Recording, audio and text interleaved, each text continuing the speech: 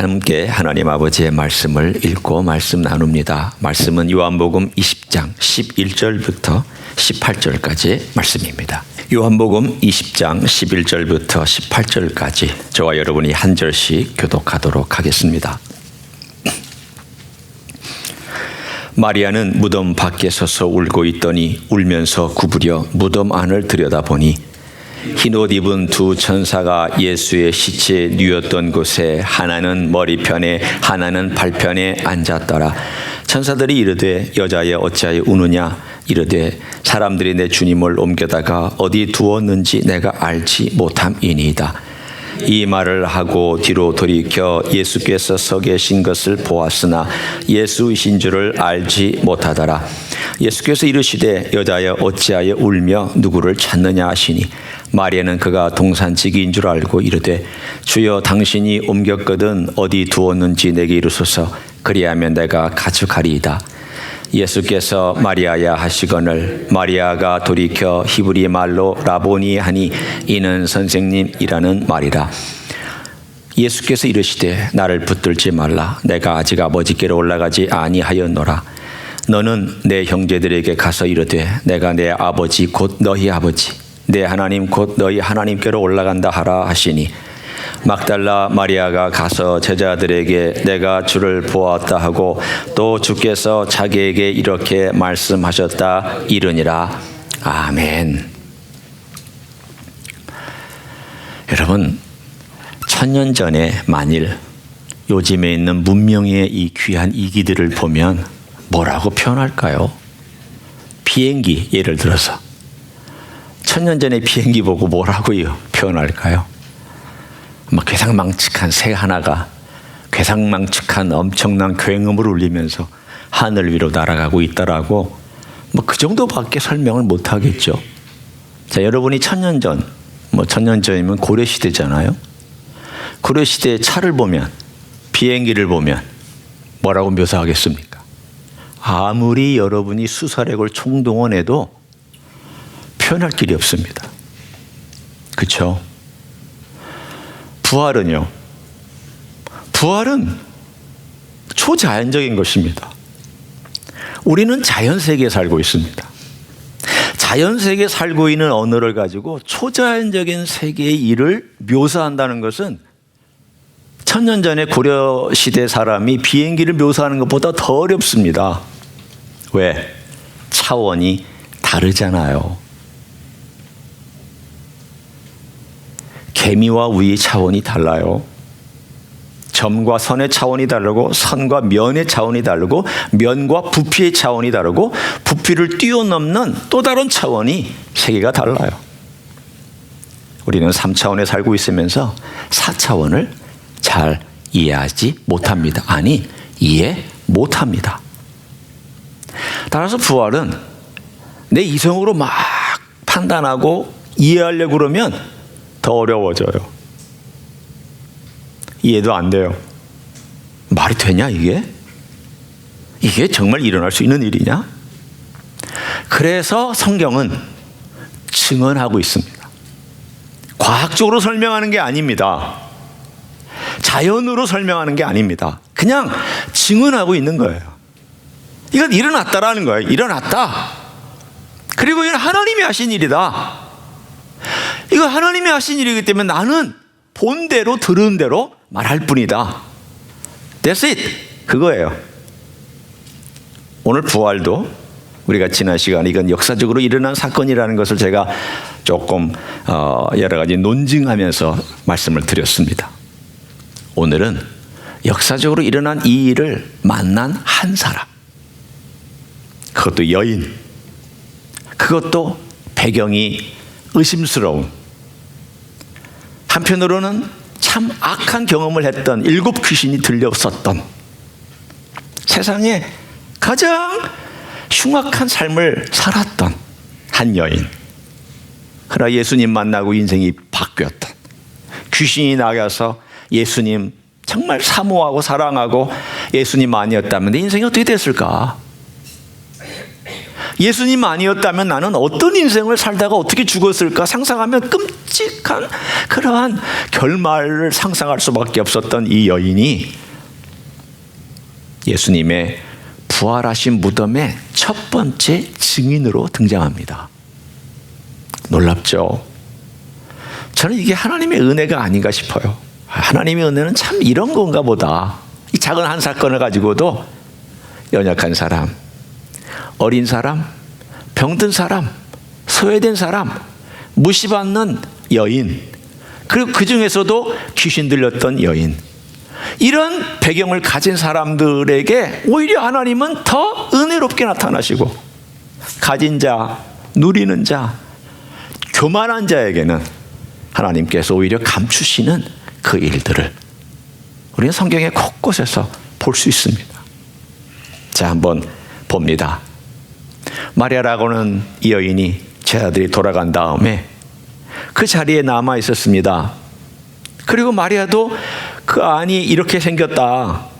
베드로와 요한이 들어가 봤더니 거기에 예수님의 머리를 싸던 것 머리 쪽에 괴어 있었고, 예수님의 몸을 감싸던 것 이쪽 발치에 이렇게 괴어 있었다. 그러니까 이 여인도 궁금해서 처음에는 겁이 나서 들어가지 못하다가 굽부려서 그 안을 이렇게 들여다 살펴보았습니다. 자세히 보았다는 거죠. 그런데 여기는 특이한 사건이 하나가 등장합니다. 두 천사가, 한 사람은 예수님의 그 머리가 있었던 곳에, 또 한 사람은 예수님의 그 발이 있었던 곳에 앉아 있었습니다. 그리고 묻습니다. 막 눈물을 줄줄줄 흘리며 소리내어 울고 있는 이 마리아.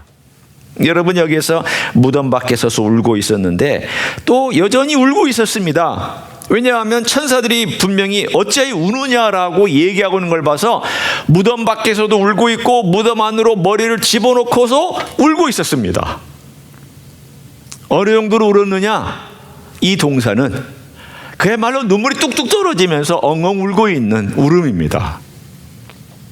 그냥 이렇게 슬퍼하면서 조금 흐느적거리는 그런 울음이 아니라 우리 주님 어디 갔냐고, 우리 주님 어디 계시냐고, 사실은 어떤 소리를 내었는지 아닌지는 모르지만 적어도 그 눈물이 떨어지고 그 흐느끼거나 혹은 우는 소리가 다른 사람이 볼 때 분명히 알만하게 그렇게 울고 있었습니다.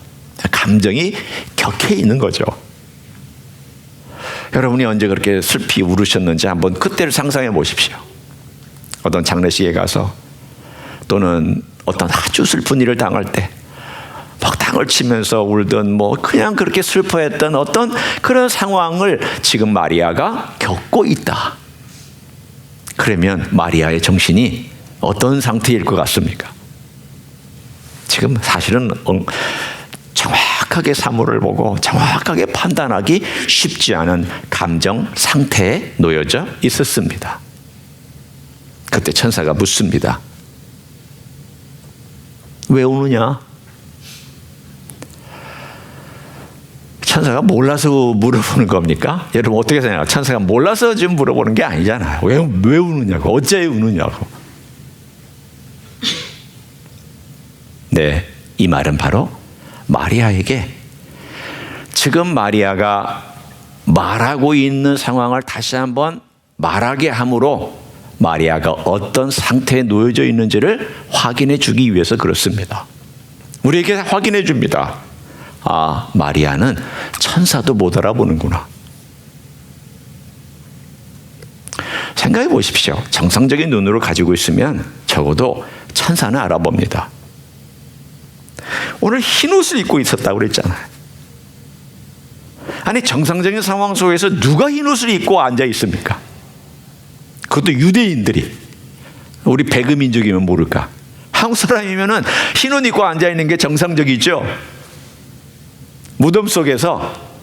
그렇지만 유대인들이 흰 옷을 입고 거기에 앉아 있다는 것은 이건 아주 특별한, 있을 수 없는 그런 장면인데도 마리아는 지금 눈물이 앞에 가지고 감정에 격해 있었기 때문에 흰 옷을 입고 거기서 앉아 있는 천사들이 누군지 뭔지 아무 관심이 없었습니다. 참, 그만큼 우리는 두 가지를 볼 수 있어요. 한편으로는 천사도 못 알아보고 있을 만큼 감정에 빠져 있는 마리아. 그러나 한편으로는 너무 예수님에 대한 그 관심과 사랑에 빠져 있어서 예수님께 집중하고 있는 마리아. 이 마리아의 모습을 우리가 보고 있으면서 우리는 이런 생각을 합니다. 마리아가 왜 이런 정도밖에는 못 알아볼까? 아니, 그 다음에도 보면은 또 못 알아봐요. 뭐라고 되어 있느냐? 14절에도 이 말을 하고 뒤를 돌이켜 예수께서 서 계신 것을 보았으나 예수인 줄을 알지 못하더라. 예수님도 못 알아봤어요. 사실 이 마리아의 감정이 못 알아볼 정도 될 수도 있지만 왜 못 알아봤는지를 가만히 생각해 보면 이럴 수 있다라는 생각을 합니다. 또 하나는 예수님의 변화의 몸은 과거의 몸과 달랐습니다. 부활은 뭔가 달라집니다. 여러분과 제가 부활될 때에도 달라질 것입니다. 그러나 아주 달라지지도 않습니다. 그 무슨 표현인가 싶겠지만 예수님 나타나셨을 때 바로 못 알아볼 정도의 모습이었고, 그리고 대화를 하면서도 몰랐습니다. 그러나 동시에 예수님이 무서운 유령 같은 존재도 아니었습니다. 왜냐하면 동산지기인 줄로 알 만큼은 사람의 모습과 어떤 형체를 가지고 땅 위에 딛고 서 있는 것을 볼 수 있었기 때문입니다. 만약 예수님이 공중에 떠 있었다면 놀랐을 거죠. 그렇죠? 예수님이 만약에 어떤 다른 이상한 모습이었다면 기절했겠죠. 그러나 전혀 그런 모습이 아니었습니다. 부활의 몸은 과거 육체의 연장선에 놓여 있습니다. 다르지만 그 연장선에 있습니다. 그러나 몰랐습니다. 유독 20장에 와서 초반 부분에 많이 강조하고 많이 나와 있는 동사가 있다면, 표현이 있다면 알지 못하더랍니다. 한번 보세요. 우리 9절에 지난주에 봤죠. 그들은 성경에 그가 죽은 자 가운데서 다시 살아나야 하리라 하신 말씀을 뭐라고 되어 있습니까? 아직 알지 못하더라. 또 14절에도 이 말을 하고 뒤를 돌이켜 예수께서 서 계신 것을 보았으나 예수이신 줄을 알지 못하더라. 계속 알지 못하는 것에 초점을 맞추고 있습니다. 보면서도 모르고 있습니다. 이것은 무엇을 우리에게 말씀해 주고 있는 걸까요? 많은 그리스도인들 혹은 우리 교회를 얘기하는 거 아닙니다. 일반적으로 많은 교회를 다니는 사람들이 부활하신 예수님을 모릅니다. 왜 모르냐면 예수님께서 부활하셨다는 것을 머리로는 많이 들었지만 경험해 보지 않아서 그래요. 만나지 않아서 그래요.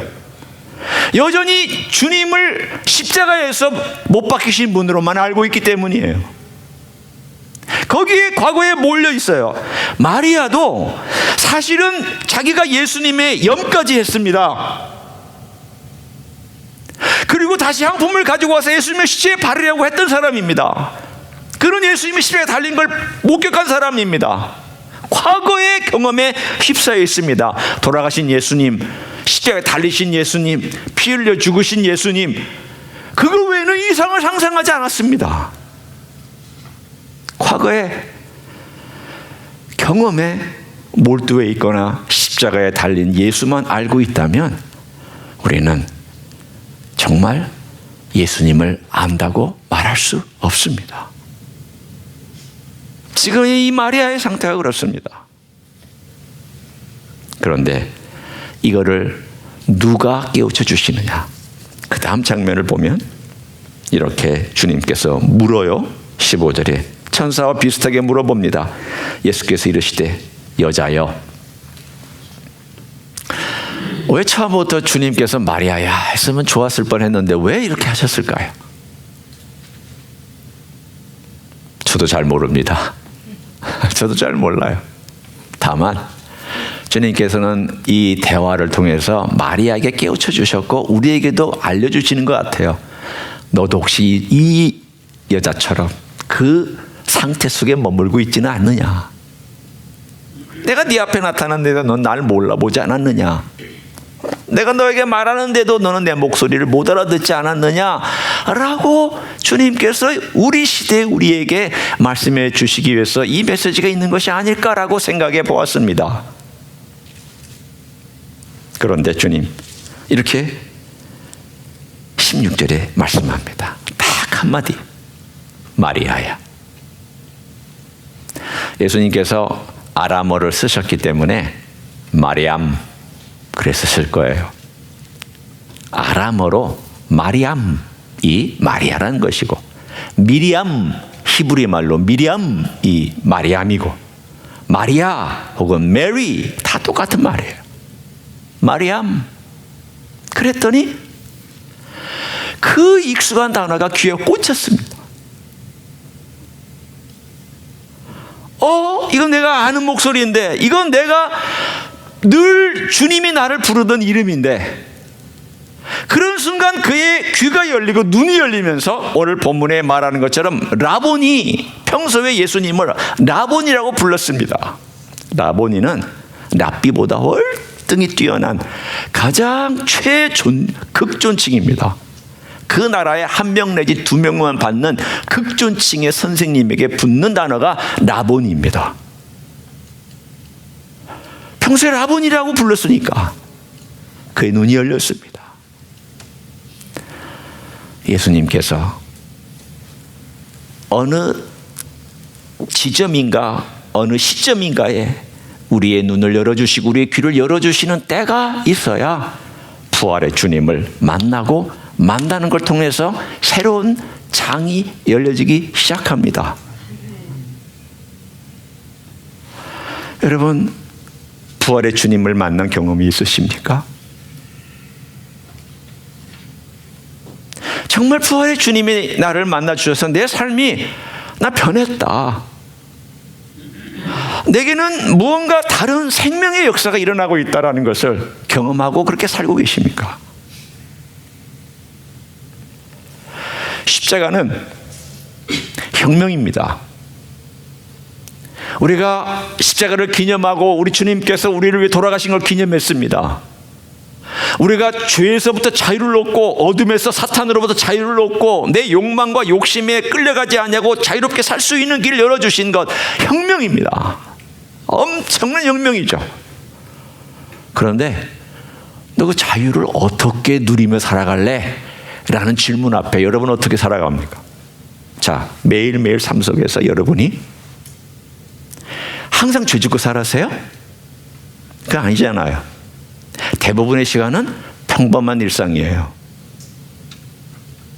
그럼 평범한 일상 가운데 여러분 호흡하고 먹고 마시고 일하시고 음식하고 설거지하고 그게 죄 짓는 거 아니잖아요. 그냥 일반 생활이잖아요. 죄 짓는 시간이 더 많아요? 일반 생활이 더 많아요? 대부분의 경우 그리스도인은 일반 생활이 더 많은 거죠. 우리가 죄 짓고 있는 어떤 활동을 하고 있을 때는 그 시간이 죄 짓는 시간이라고 할 수 있지만, 많은 경우 우리의 삶은 죄 짓는 시간보다도 일반 활동들이 많아요. 그러면 내가 십자가가 언제 필요해요? 죄 짓고 용서받을 때 필요하죠. 그 다음 매일 살아가는 데는 뭐가 필요해요? 사실은 부활이 필요해요. 내가 예수 그리스도에 들어왔어요. 용서받고 새로운 영역으로 들어왔어요. 그러면 매일매일 내 삶 가운데서 먹고 마시고 활동하고 동행하며 걸어가고 순례의 길을 걸어갈 때 내게 필요한 건 뭐예요? 십자가도 필요하죠. 용서받아야 되고 내가 내 자신이 부인해야 되는 그러한 일들이 있을 때 필요하죠. 그러나 평범한 삶 가운데서 내가 매일매일 어떻게 걸어가야 되느냐? 내가 육신이 먹는 것과 마시는 것과 때로는 여러 가지 활동이 필요한 것처럼 나의 영적인 삶을 도와주는 능력을 어디서부터 얻는 거냐? 어디서부터 얻을까요? 부활로부터 얻습니다. 자, 이게 어떻게 그게 가능해진 건지를 우리 그 다음 주님의 대화에서 제가 힌트와 메시지를 발견하고 여러분과 함께 나눌 것입니다. 자, 한번 보세요. 17절을 봅니다. 예수께서 그 다음 마리암에게 이렇게 말씀하셨어요. 나를 붙들지 말라. 내가 아직 아버지께로 올라가지 아니하였노라. 너는 내 형제들에게 가서 이르되 내가 내 아버지 곧 너희 아버지 내 하나님 곧 너희 하나님께로 올라간다 하라. 메시지가 한 2개 정도 돼요. 하나는 뭐냐면 나 붙들지 말라, 아버지께로 가야 한다. 두 번째는 내 형제들에게 가서 내가 간다고 전해라. 그러니까 첫 번째 메시지의 강조점은 어디에 있냐면 내가 올라가는 거다. 내가 올라가야 된다. 나 붙들지 마라. 이 말은 Don't touch, 이 말 아니에요. 내가 지금 거룩하니까 나 손대지 말라, 그 얘기 아니에요. 예수님 붙잡고 경배했어요. 여인들도 경배했어요. 붙잡고 예수님 팔찌에서 경배했어요. 여러분, 예수님 붙잡고 경배하는 게 문제가 아니에요. 문제는 뭐냐면 이 마리아나 여인들이 예수님께서 떠나실까 봐 조바심이 났어요. 또 우리를 버려두시고 가실까 봐 마음에 두려움이 생겼어요. 한번 버림받은 사람의 상처는 비슷한 상황이 되면 상처로 다가와요. 또다시. 주님이 사실은 십자가에서 그들을 놓고 죽으셨잖아요. 그러니까 이 상처가 다시금 솟아난 거예요. 주님이 우리와 좀 함께 계시면 안 될까요? 부활하신 주님께서 이런 놀라운 이 일들을 행하셨는데 우리와 좀 계시면 안 될까요? 그때 주님께서 이렇게 말씀하셨습니다. 냉정한 것 같지만 냉정한 게 아니에요. 뭐라고 말씀하셨느냐? 내가 아버지께로 가야 한다. 이 메시지가 뭔가를 좀 이따가 제가 설명합니다. 두 번째로 내 형제들에게 가서 전하라. 놀라운 표현을 쓰셨어요. 여기서 내 형제, 내 아버지, 너희 아버지, 내 하나님, 너희 하나님. 부활하신 다음에 형제라고 불렀단 말이에요. 자, 여러분의 형제는 뭐가 같아요? 아버지가 같고 어머니가 같죠. 아니면 적어도 한쪽이 같죠. 그러면 형제라고 하죠. 예, 너무너무 대답을 잘해 주셨어요. 맞아요. 뭐냐면 DNA를 공유해야 돼요. 그렇죠? Blood brother는 DNA를 공유해야 됩니다. 그러면 예수님께서 우리를 형제라고 부르시려면 뭘 공유하셔야 돼요? 영적인 DNA를 공유할 수 있어야 돼요.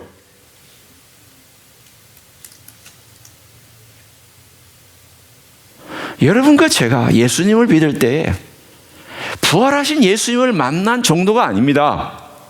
그분의 음성을 들은 정도가 아니에요. 그분으로부터 우리가 영적인 DNA를 부여받았어요. 그래서 예수님의 형제가 된 거예요. My brother, my sister. 이렇게 부를 수 있는 것은 예수님의 부활의 생명이 우리 안에 들어와 있는 거예요. 이게 어떻게 가능해졌냐는 거예요. 어떻게 가능해졌냐?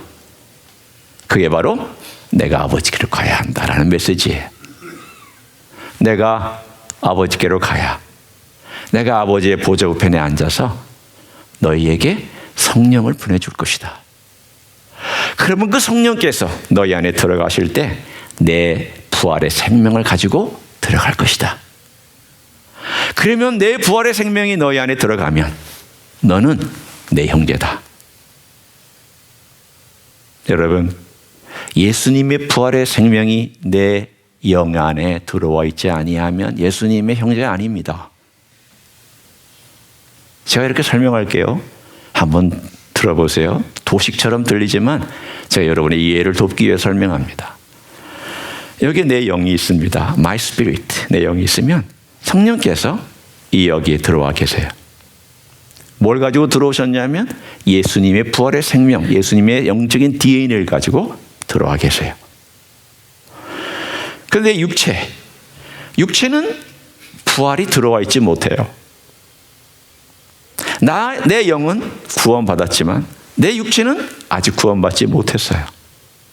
이 육체가 부활이 되려면 언제가 되냐면 예수님 다시 올 때 부활돼요. 이 육체는 그때까지는 부활되는 육체가 아니에요. 둘 중에 하나예요. 지배하든지 지배받든지예요, 육체는. 근데 이 가운데에 딱 끼어 있는 게 있어요. 버퍼 존이라고 얘기할 수 있는 완충 지역, 완충 지대. 보통 두 나라가 전쟁을 하면 전쟁의 가운데에 유엔이 다스리는 완충 지대라는 게 있습니다. 왜 완충 지대를 두느냐 하면 둘이 늘 으르렁거리고 싸우니까 싸우지 말라고, 우리가 지키고 이 가운데 지켜줄 테니까 그렇게 하라고 완충 지대가 있습니다. 그 버퍼존이 뭐냐면 여러분과 저의 마음이에요. 여기에 영이 있고요. 이 가운데에 마음이 이렇게 있고 여기에 육체가 있어요. 그러면 내 영은 성령께서 거하시면서 부활의 능력과 DNA가 있기 때문에 이 영이 내 마음으로 스며들어오고 육체를 지배하면 어떻게 되느냐? 부활의 권능으로 살아가는 그런 삶을 살아요. 계속 스며들어와야 돼요. 부활의 능력과 부활의 권능이 내 마음으로 스며들어와서 내 마음 속에 그 결정들을 주님을 위해서 결정하고 주님과 함께 동행하며 살아가도록 되어 있어요. 그런데 그 반대로 살아가는 사람이 있어요. 여기서 성령께서 들어와서 부활의 능력과 DNA를 주셨는데 이 육체의 소욕을 따라서 살면 어떻게 되느냐 하면 이 육체의 소욕이 내 마음속에 침투해 들어와서 내 영혼까지 건드려요. 그럼 어떻게 되는지 아세요? 성령이 소멸될 수 있어요. 육체의 소욕을 따라 걸어가요. 육체 지배를 받아요. 여러분, 육체는 타협의 대상이 아닙니다. 지배하셔야 돼요. 마음은요, 지배하는 게 아니라 성령께서 주관하시듯 스며들어와서 내 관심과 내 생각과 내 감정과 내 의지가 하나님 바라보고, 아, 주님, 저 약합니다. 도와주십시오. 성령님, 제가 그 뜻을 따라서 부활의 권능을 의지하고 살고 싶은데 잘 안 됩니다. 자꾸 육체가 저를 건드립니다. 여러분, 육체가 건드리는 거 자주 경험하시잖아요. 게으른 거 육체 때문이에요.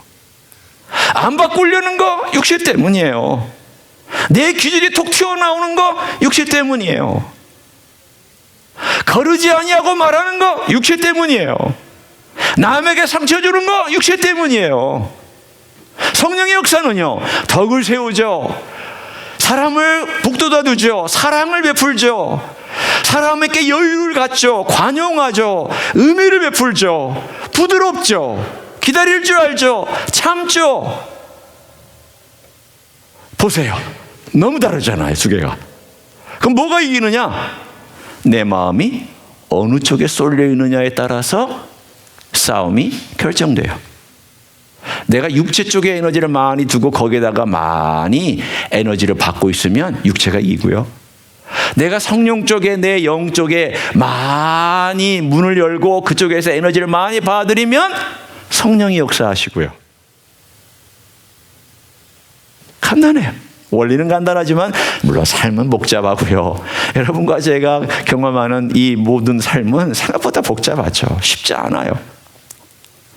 목사님, 저도요, 너무 이것이 힘들어서 어떨 때는 와, 이거 어떻게 하면 좋을까 한탄할 때가 있어요. 그렇지만 내 안에 계신 성령께서 오늘 본문에 내가 부활의 DNA와 권능을 가지고 네 안에 있다. 네 안에 있다. 네가 나 의지해라. 나에게 부르짖어라. 네가 약할 때 할 수 있는 게 있지 않느냐. 부르짖는 걸 할 수 있지 않느냐. 여러분, 가만히 보세요. 약할 때 오히려 부르짖었더니 됐어요. 힘들 때 부르짖었더니 오히려 주님께서 역사하셨어요. 제가 두 분의 이야기를 소개해 드립니다. 한 사람은 에릭슨 타다라고 하는 여인입니다. 또 한 사람은 제가 청년 때 가르쳤고 제가 한국에서 목회할 때 우리 교인이었던 김소영이라고 하는, 수영이 아니고 소영이라고 하는 자매입니다. 이 에릭슨 타다는 다이빙을 하다가 68년도인가 67년도쯤에 바닥에 목이 그냥 떨어지는 바람에 전신마비가 됐습니다. 하나님 앞에 기도하면서 고쳐달라고 애를 썼지만 하나님 고쳐주시지 않았고, 그래서 결국은 휠체어를 타고 다니면서 지금 73세쯤 되었는데 평생 그렇게 살고 있습니다. 어떻게 생각하면 참 비참하죠. 불행한 일입니다. 전신마비니까. 그런데 그는 한 가지 깨달았습니다. 아, 내가 왜 고쳐달라는 데만 에너지를 쏟고 있느냐? 고쳐달라는 것만 내가 신경 쓰고 있냐? 그것만이 보였던 것을 탁 껍질을 벗고 나니까 내가 이 상태를 받아들이고 할 수 있는 게 얼마나 많을까? 기도하기 시작했습니다. 길을 열어달라고. 주님, 저 아무것도 하지 못합니다. 저 무능합니다. 저는 겨우 말만 할 수 있는 사람입니다. 주님, 제가 뭘 하면 되겠습니까? 그러면서 뭘 만들었냐면 파운데이션을 만들었습니다. 목업 활동하고 간증도 하면서 책도 써내고 자기가 이제까지 살아왔던 이야기를 사람들에게 들려주기 시작했습니다. 그리고 파운데이션을 만들어서 그걸 가지고 사람들을 돕기 시작했습니다. 두 번째 인물, 김소영이라고 하는 자매가 있습니다. 이 자매는 86년도에 기계체조 선수였습니다. 그런데 여기서 붙들고 회전하고 내려오다가 목으로 떨어져가지고 전신마비가 됐습니다. 이 자매는 지금 한 53세쯤 되었습니다. 16쯤에 그렇게 사건을 경험했으니까 37년? 이렇게 살고 있습니다. 이 자매도 하나님이 고쳐주심을 간절히 사모했지만 하나님 고쳐주시지 않았습니다. 그래서 하나님, 어떻게 하면 제가 하나님 앞에서 살아갈 수 있을까요? 손가락 2개 내지 하나는 조금 움직이고 손가락 2개로 살합니다. 요것만 움직입니다. 다 마비됐고. 그래서 전동 휠체어를 타고 다니면서 손가락 2개로 다 조정하고 돌아다닙니다. 장애인 택시 불러다가 장애인 택시 타고 서울 어디든지 다니고, 교회도 강남에 살고 있었는데 강북에 저희 교회가 있었을 때 거기서 택시 타고 예배에 참석해서 예배 드리고 성경 공부 인도하고 그리고 돌아갑니다. 이 자매는 뭐라 했는지 아십니까? 장애인들을 위해서 자기가 휠체어 보내기 운동, 장애인들 스키 대회, 여러분 장애인 스키들 타는 거 보면요, 참 미국이란 나라가 참 그래서 발전한 나라라고 저는 느껴요. 미국에서 다 기계들 와요. 돈 엄청 들여서 그 비행기 싣고 와가지고 장애인들이, 몸을 움직이지 못하는 장애인들이 스키를 타게 도와주는 기구들을 다 설치하고 스키 타요. 거기 가서 제가 도와줬던 일이 있기 때문에 저는 그 장면을 보면서 와, 그때, 지금도 그렇지만 그때, 야, 미국이라는 나라가 참 발전했구나. 뭐 제가 살고 한국 나갔었고 지금도 살고 있지만 거듭 그게 느꼈던 적이 있었어요. 그런 활동을 하고 얼마 전에는 서울시 의회의 의원까지 했습니다. 이 자매의 트레이드 마크는 고래예요.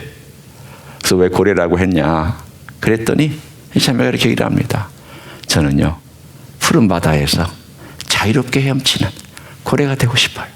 얼마나 그런 마음이 있겠어요. 육체가 제한되어 있으니 얼마나 마음으로 뛰고 싶고 놀고 싶고 가고 싶겠어요. 그렇지만 이 두 사람의 공통점이 있어요. 현장의 환경에 자기의 육체적인 조건에 노예가 되지 않았어요.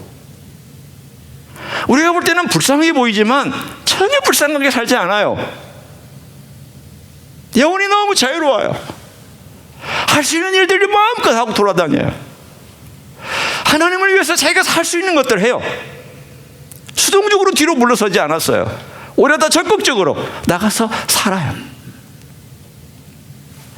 제가 이 조니 에릭슨 타다라고 하는 사람이 조니 파운데이션이라 보통 이제 파운데이션이 있는데 이런 말을 한 것을 제가 읽어드릴 테니까 한번 들어보세요. 천국에서 나는 내 부활한 다리로 가장 먼저 감사의 무릎을 꿇을 생각이다. 생각만 해도 영광스럽다. 예수님의 발치에 조용히 무릎을 꿇을 것이다. 여러분, 전신마비된 사람이 가장 큰 소원은 뭘까요? 걷는 거잖아요. 지금 무릎 못 꿇어요. 무릎 꿇을 수도 없어요. 여러분, 무릎 꿇을 수 있을 때가 행복한 거잖아요. 여러분, 손을 움직일 수 있는 데가 행복한 거잖아요. 이 여인은 무릎 좀 꿇어봤으면 좋겠다. 나는 여기서는 못한다. 그러나 내가 부활의 몸을 가지고 제일 먼저 하고 싶은 것이 있다면 예수님의 발치에 무릎 꿇고 그분을 경배하는 것이다. 여러분, 지금도 살아서 있습니다. 살아서 부지런히 활동합니다. 간증도 하고 도움도 주고 일도 행합니다. 이 김소영이라고 하는 이 자매는 이 조니 에릭슨 타다가 세운 파운데이션에서 세운 장학금으로 미국 와서 공부까지 했습니다. 메스트 칼리지라고 여기 있어요. 존 맥카더 목사님이 세운 신학교 그레이스 처치라고 유명한 교회 있잖아요. 여기 LA 북쪽에. 그 신학교에 와서 3년간 공부를 했는데 그 돈을 누가 대어줬느냐? 조니 에릭슨 타다가 세운 파운데이션에서 장학금을 지불해서 공부할 수 있도록 해줬어요. 뭐까지 다 해준 줄 아세요? 장애인이니까 옆에서 도우미가 필요하잖아요. 도우미까지, 그 생활비까지 대줬어요. 그래서 공부 마치고 다시 한국 돌아와서 저희 교회 나오면서 사람들도 전도하고 성경부터 가르치고 사회 나가서는 봉사하고 장애인들을 위해서 일하고. 여러분, 우리가 예수님의 부활의 놀라운 능력을 소유한 사람은 DNA가 달라요. DNA가 달라요. 관심사가 달라요. 그냥 이 세상에서 내 육체가 먹고 마시는 것과 어떻게 하면 내가 더 많은 것을 가지고 있을까, 내가 얼마나 더 많은 쾌락을 누릴 수 있을까가 관심이 아니에요. 내가 어떻게 주님께 더 많은 것들을 돌려드릴 수 있을까. 내 비록 제한의 몸이지만 어떻게 내가 주님의 그 부활의 권능이 내 안에서 역사하도록 미래를 바라보며 내 육체는 이렇다 할지라도 주님 걸어갈 수 있을까. 그게 부활의 DNA를 가진 사람의 삶인 줄로 믿습니다. 여러분, 이 사람들보다 훨씬 자유롭잖아요. 그러면 우리가 할 일이 얼마나 많겠어요. 주님 주신 기회에 우리 주님을 위해서 그 사랑 뭘로도 좀 갚아야 될 텐데 뭘로 좀 갚을지, 그 부활의 권능과 능력이 내 안에 있다면 이것이 어떻게 나를 통하여서 나타나야 될지에 대하여 한 주 동안 좀 생각하시고, 여러분이 조니 에릭슨 타다처럼 살아란 거 아니에요. 그러나 도전은 좀 받으셨으면 좋겠다는 뜻입니다. 그러한 부활의 권능으로, 부활의 DNA로 우리 주님께서 주신 그 생명의 놀라운 능력으로 살아가시는 여러분 되시기를 예수님의 이름으로 간절히 축원합니다. 기도하겠습니다.